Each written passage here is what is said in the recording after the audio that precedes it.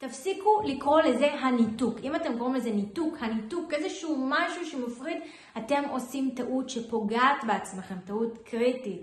שאתם קוראים לזה ניתוק או ניתוקים או הניתוק או הניתוקים האלה, זה באמת יכול לעשות לכם נזק. אני רואה את זה חוזר שוב ושוב ושוב, איזשהו דפוס שחוזר שפשוט אנשים לא מבינים מה זה והם נותנים לזה איזשהו שם, ואחר כך זה פוגע להם בתהליך של הטיפול והם לא מוכנים לקבל את הטיפול הנכון מכיוון שהם מגדירים אחרת את הבעיה שלהם ולא מבינים אותה. אנחנו חייבים לעשות סדר. בואו נדבר על זה בסרטון, לסרטון מאוד מאוד חשוב. פתיח קצר ונתחיל.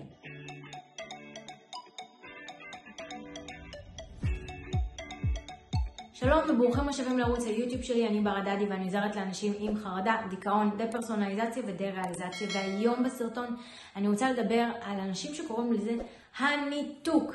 ואז מה שקורה, הם גם שואלים כל מיני שאלות, מתי הניתוק הזה יעבור לי? האם את חושבת שאני כבר לא בניתוק? בעצם הפכו את זה לאיזשהו משהו בפני עצמו. הניתוק, או כמו בהגדרה היותר מדעית, נגיד ככה, זה נקרא דפרסונליזציה ודה-ריאליזציה. התחושה הזאת היא בעצם מנגנון הגנה שנובע מבעיה אחרת.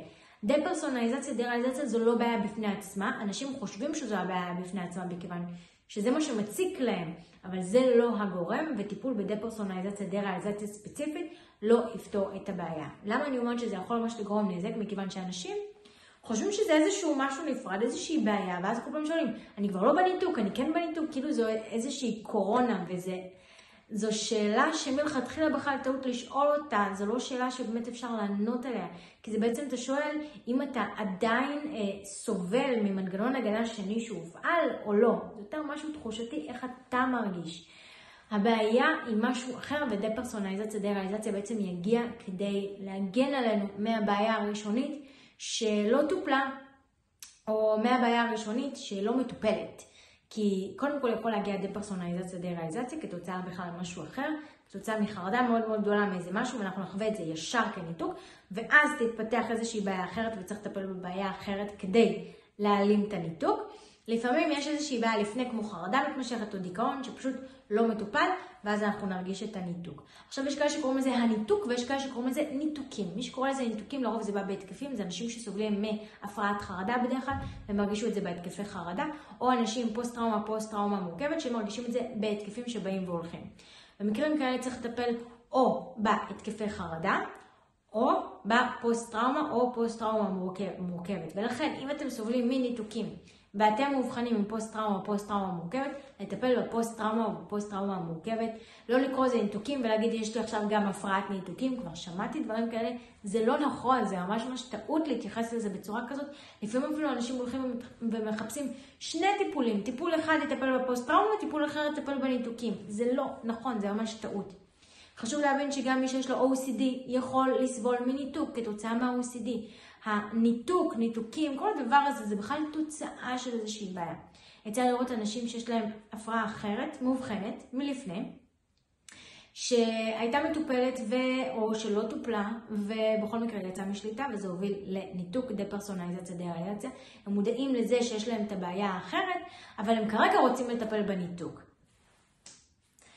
טעות איומה, ולפעמים אפילו ניסיתי להסביר כמה וכמה פעמים. זה לא לחפש טיפול בניתוק, לחפש ניתוק בפוסט-טראומה, או לחפש ניתוק ב-OCD, או לחפש ניתוק בדיכאון, לטפל בזה, ואז גם הניתוק ייפטר, ועדיין אנשים מתעקשים להגיד, לא, זה לא קשור לזה, אף על פי שזה מאוד קשור לזה. צריך להבין שניתוק הוא בעצם מנגנון הגנה שני שמופעל בראש, ברגע שיש משהו שאנחנו לא יכולים להכיל אותו, רגש מאוד מאוד גדול של מצוקה, חוסר שליטה, חוסר אונים, שאנחנו פשוט לא יכולים יותר להכיל את הרגש הזה, ולכן מופעל מנגנון הגנה שני של ניתוק, שפשוט מונע מאיתנו לחסום את זה, ולכן אנחנו לא נרגיש שזה קשור לפוסט-טראומה, פוסט-טראומה מורכבת, OCD, חרדות או דיכאון, מכיוון שאנחנו לא נרגיש את הדבר הזה יותר.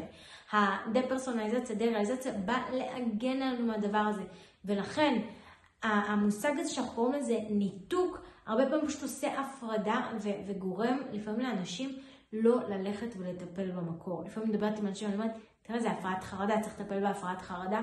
ואומרים, לא, זה ניתוק, זה ניתוק. זה שזה ניתוק, זה אומר, זה מצביע על זה שיש בעיה מתחת לזה, והבעיה מתחת כל כך חמורה שהיא מובילה לניתוק. ולכן צריך להתייחס מאוד מאוד ברצינות ולטפל ממש מהשורש בבעיה הזו שהובילה לניתוק. היא הגורם המרכזי. גם אני כשסבלתי מזה קראתי לזה ניתוק, תחושה של ניתוק, גם היום אני עדיין קוראת לזה ניתוק בגלל שככה אתם יכולים להבין על מה אני מדברת, אבל היה לי מאוד מאוד קשה בכלל להבין שמדובר בחרדה מאוד מאוד גדולה שמובילה לתחושה של ניתוק. אני מבחינתי זאת הייתה בעיה בפני עצמה, איזה משהו שהוא אחר מכל השאר, ובאמת רק עם הזמן הבנתי שבסופו של דבר היה מדובר בחרדה מאוד מאוד גדולה שפשוט הובילה לתחושה של ניתוק. מה שאני הייתי צריכה מישהו שמבין מה אני חווה, כי לא יכולת לדבר עם אנשים שלא מבינים מה אני חווה, לכן גם הרבה מטפלים לא הצליחו לעזור לי, כי הרגשתי שהם לא באמת מבינים מה אני חווה, והם פשוט לא מתייחסים לזה בחומרה או בצורה הנכונה.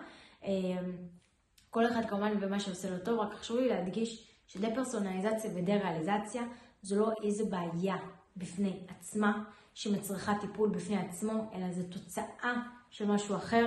בסרטונים אחרים שלי דיברתי על הגורמים לניתוק ודברים שיכולים להוביל לניתוק וככה כל מיני דברים כאלה, אבל צריך להבין שבעצם אנחנו לא מטפלים בניתוק עצמו, אנחנו בהתחלה נותנים לו יחס, אנחנו כן מתייחסים אליו באיזשהו אופן, מכיוון שהניתוק עצמו יכול ליצור חוויות טראומטיות ויכול ליצור מחשבות טורדניות שמציקות ויכול ליצור כל מיני פחדים משניים, אני קוראת לזה, אבל זו לא איזושהי בעיה בפני עצמה, זאת אומרת, אנחנו לא נחפש איזשהו טיפול שמתעסק בזה ספציפית, אלא אנחנו נחפש טיפול שמתעסק בגורם, תוך כדי שהוא מתייחס לזה ספציפית, או כשאנחנו מתייחסים לזה ספציפית, מכיוון שאכן יש להם השפעה אחד על השני. ראיתי גם מטפלים שבאמת מתעסקים רק בעבר ורק בילדות ורק בזה, ולא נותנים לי יחס למה שקורה כרגע, וצריך בעצם לאזן ולהתייחס לגורם ולמה שיש עכשיו, אבל אנחנו לא צריכים להגדיר את מה שיש עכשיו כאיזושהי בעיה בפני עצמה, אלא היא, בוא נגיד שיותר דלק שמשמן ככה, מוסיף ככה עוד שמן למדורה